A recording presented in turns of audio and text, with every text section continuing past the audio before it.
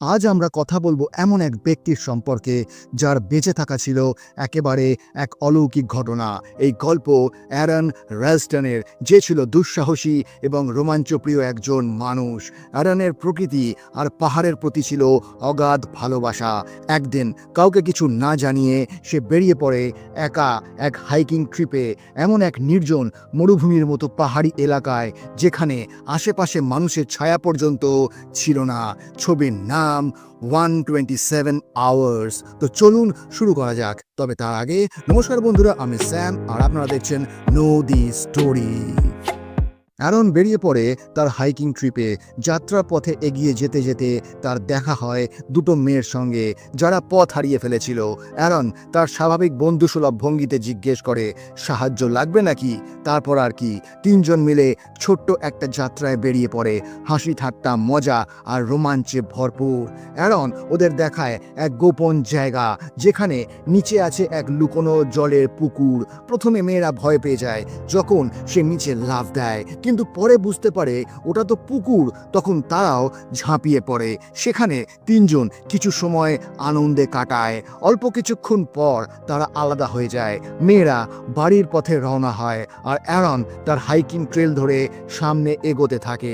বিদায় নেওয়ার আগে একটা সেলফিও তোলে, যেখানে অ্যারন ওদের জিজ্ঞেস করে, আবার দেখা হওয়ার সুযোগ হবে কি? উত্তরে মেয়েরা বলে, আগামীকাল একটা পার্টি আছে, আসবেই কিন্তু। এখন অ্যারন একা, তার অভিযানের মাঝখানে প্রতিটি পদক্ষেপে উত্তেজনা, কিন্তু এই পথ এত বিপদসংকুল যে যে কোনো সময় কিছু একটা ঘটে যেতে পারে। আর ঠিক সেটাই ঘটে।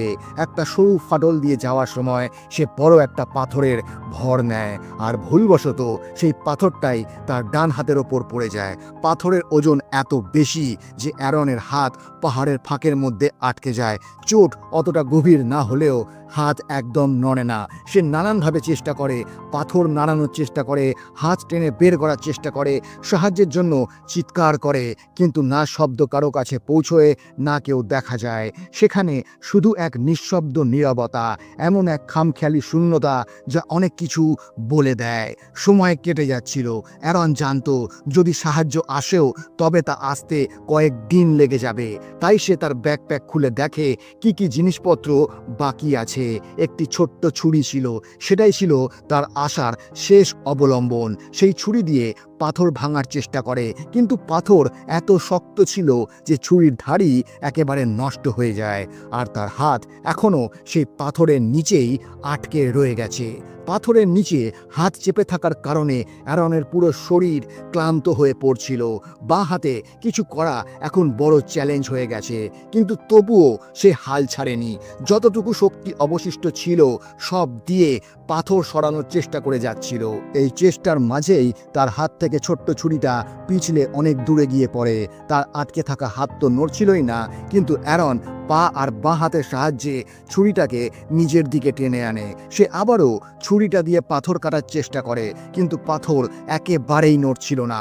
সময় গড়িয়ে যাচ্ছিল আর ছুরির ধারও ধীরে ধীরে ম্লান হয়ে আসছিল। কিছুক্ষণের মধ্যেই অন্ধকার নেমে আসে। এখন সে সেখানে আটকে আছে কয়েক ঘন্টারও বেশি সময় ধরে। মাথায় ক্লান্তি ভর করছে। রাত কেটে যায়, নতুন দিনের সকাল আসে। এবার 25 ঘন্টা হয়ে গেছে। অ্যারন এখনও সেখানেই আটকে আছে, না কোনো সাহায্য, না কোনো আশা। এমন সময় সে তার ক্যামেরা বের করে আর একটি ভিডিও রেকর্ড করে। তাতে সে বলে, আমি 25 ঘন্টা ধরে এখানে আটকে আছি।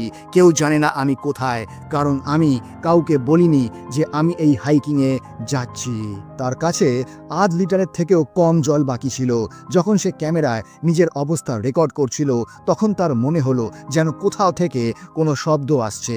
সে জোরে চিৎকার করে, হয়তো কেউ শুনবে, কিন্তু আফসোস, সেখানে কেউই ছিল না। আরও কিছু ঘন্টা কেটে যায় এবং তারপর আবার এক শীতল রাত আসে। ক্ষুধা তাকে দুর্বল করে দিচ্ছিল।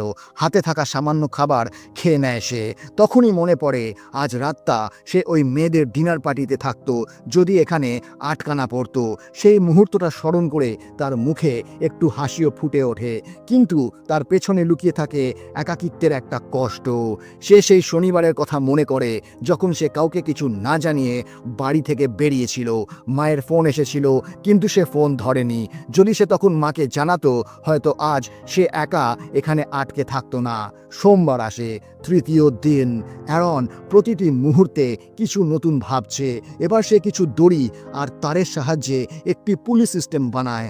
আশা করেছিল যে এর সাহায্যে পাথরটাকে সামান্য হলেও সরাতে পারবে, কিন্তু যতবার চেষ্টা করলো ততবার হতাশা হাতে এলো। দিন কেটে যাচ্ছে আর তার জল সম্পূর্ণ শেষ হয়ে গিয়েছে। আর যখন করার কিছু বাকি ছিল না, তখন সে আকাশে উড়ন্ত একটি পাখির দিকে দেখে। এক পাখি যে ছিল মুক্ত, আর সে পাথরের নিচে বন্দি। মাঝে মাঝে অদ্ভুত কিছু কীটপোকা তার কাছে আসতো।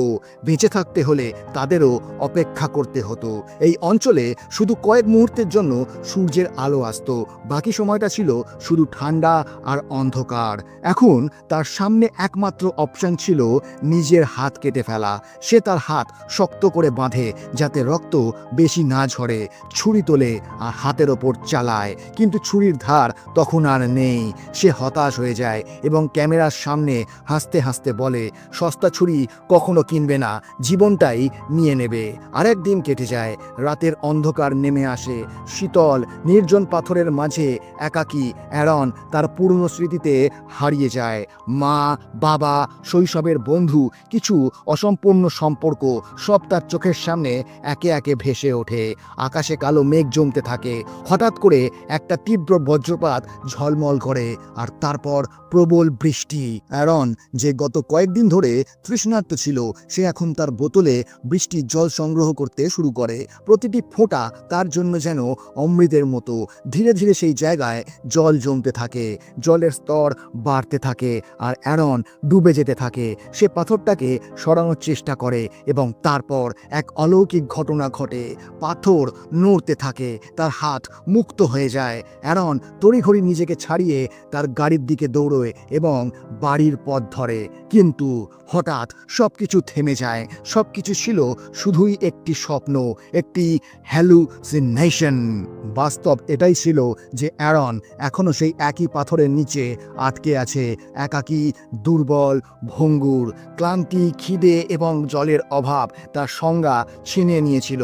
এখন তার মন নিজেই তার সঙ্গে কথা বলতে শুরু করে। সে চিৎকার করে, হাসে এবং মাঝে মাঝে নিজের অবস্থার হাস্যরসিকতাও উপলব্ধি করে। সে আক্ষেপ করে যে যদি সে মায়ের ফোনটা ধরতো বা শুধু জানাতো যে সে কোথায় যাচ্ছে, তাহলে হয়তো তার মা তাকে খুঁজতে কাউকে না কাউকে পাঠাতো। যে দোকান থেকে সে হাইকিংয়ের সামগ্রী কিনেছিল, ওদেরও কিছু বলে আসেনি। বললে হয়তো ওরা পুলিশকে জানাতো। সে ক্যামেরা চালু করে রেকর্ডিং শুরু করে, মা বাবার প্রতি ভালোবাসা নিয়ে বিদায় জানায়। তার মুখে এক অদ্ভুত প্রশান্তি থাকে, যেন সে তার শেষ সময়কে আলিঙ্গন করার জন্য প্রস্তুত। এখন তার শরীর আর বেশিক্ষণ কিছু করার যোগ্য ছিল না।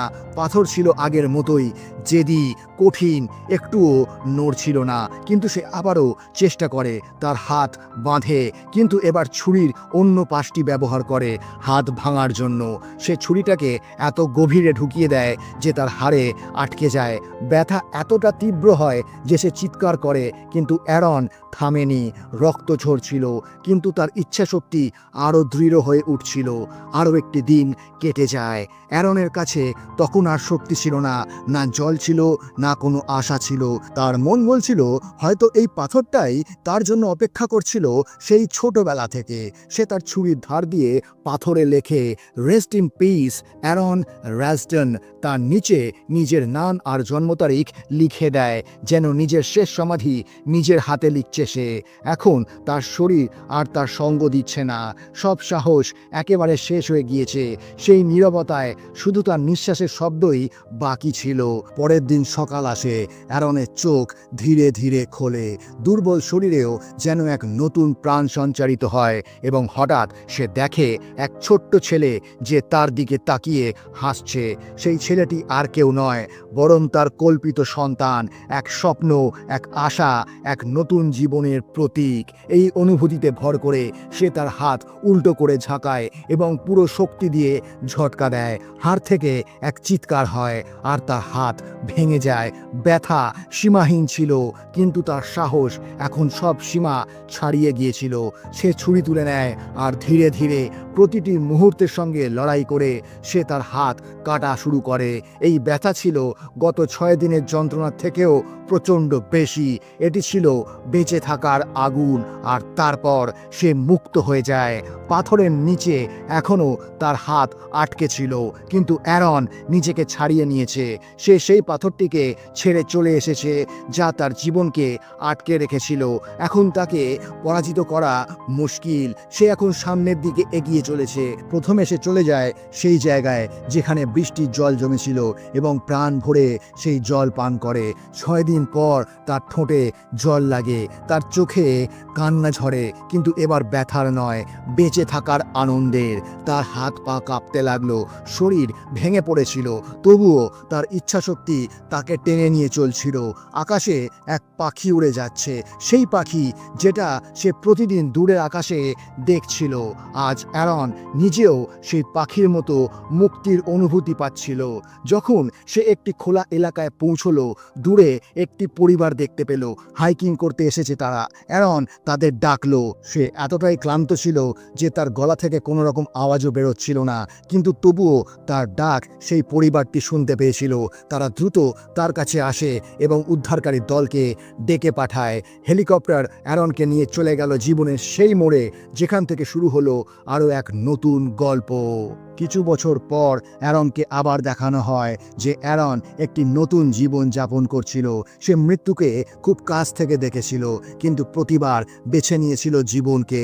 3 বছর পর তার জীবনে একটি মেয়ে আসে এবং তারা দুজনে বিবাহ বন্ধনে আবদ্ধ হয়। এরপর একদিন তার একটি ছেলে হয়, একেবারে সেই ছোট্ট ছেলেটির মতো যাকে সে তার স্বপ্নে দেখেছিল। আজও অ্যারন হাইকিং করে, পাহাড়ে আরোহণ করে, তবে এবার সবাইকে জানিয়ে যায় কোথায় যাবে তা লিখে রেখে যায়। সে তার প্রতিটি মুহূর্তের জীবন উপভোগ করতে শিখেছে। এই গল্প শুধু একটি সিনেমা নয়, বরং জীবন্ত একটি উদাহরণ সেই মানুষের যে 6 দিন মৃত্যুর ছায়ায় কাটিয়েছিল, কিন্তু প্রতিটি মুহূর্তে বেছে নিয়েছিল জীবনকে। যে পাথরের নিচে তার হাত আটকে ছিল তার ওজন ছিল 360 কিলো, আর সেই পাথর শুধু তার হাত নয়, তার শ্বাস, স্বাধীনতা আর প্রতিটি স্বপ্নকে থমকে দিয়েছিল। কিন্তু এর মধ্যেও এক জিনিস ছিল যা কখনো ভেঙে পড়েনি, তার সাহস। একটি সাক্ষাৎকারে অ্যারন বলেছিলেন, যদি আমি তখনই হাত কেটে ফেলতাম যখন আমার শরীর শক্ত ছিল, তাহলে সম্ভবত রক্ত এতটাই বেরিয়ে যেত যে আমি জীবিতই বেরোতে পারতাম না। আর যদি আমি আরও অপেক্ষা করতাম, তবুও সেই সময় মারা যেতাম। কিন্তু যখন আমি হাত কাটলাম, তখন আমার শরীর এতটাই দুর্বল হয়ে পড়েছিল যে রক্ত কম বেরিয়েছিল আর আমি বেঁচে গেলাম। হাত কেটেও তিনি আহত শরীর নিয়ে 4 ঘন্টা জঙ্গল আর পাহাড়ের মাঝখানে ঘুরে বেরিয়েছিলেন, শুধু এই আশায় যে জীবন এখনও বাকি আছে। 127 আওয়ার্সের যাত্রা এখানেই শেষ হয়, কিন্তু অ্যারন রালস্টনের গল্প হয়ে ওঠে প্রত্যেক মানুষের জন্য আলোর পথ, যারা কখনো জীবনে হারতে শেখেনি। তো বন্ধুরা, যদি এই গল্পটা আপনাদের ভালো লেগে থাকে তাহলে ভিডিওটি লাইক করুন, আপনাদের বন্ধুদের সঙ্গে শেয়ার করুন, আর এইরকমই আরও সিনেমার গল্প শোনার জন্য আমাদের চ্যানেল নো দি স্টোরি বেঙ্গলিকে অবশ্যই সাবস্ক্রাইব করুন। আপনাদের একটা সাবস্ক্রিপশন আমাদের নতুন নতুন গল্প শোনাতে উৎসাহ দেয়। দেখা হবে পরের ভিডিওতে আরও এক মন ছুঁয়ে যাওয়া গল্প নিয়ে। ততক্ষণ নিজের খেয়াল রাখুন। ধন্যবাদ।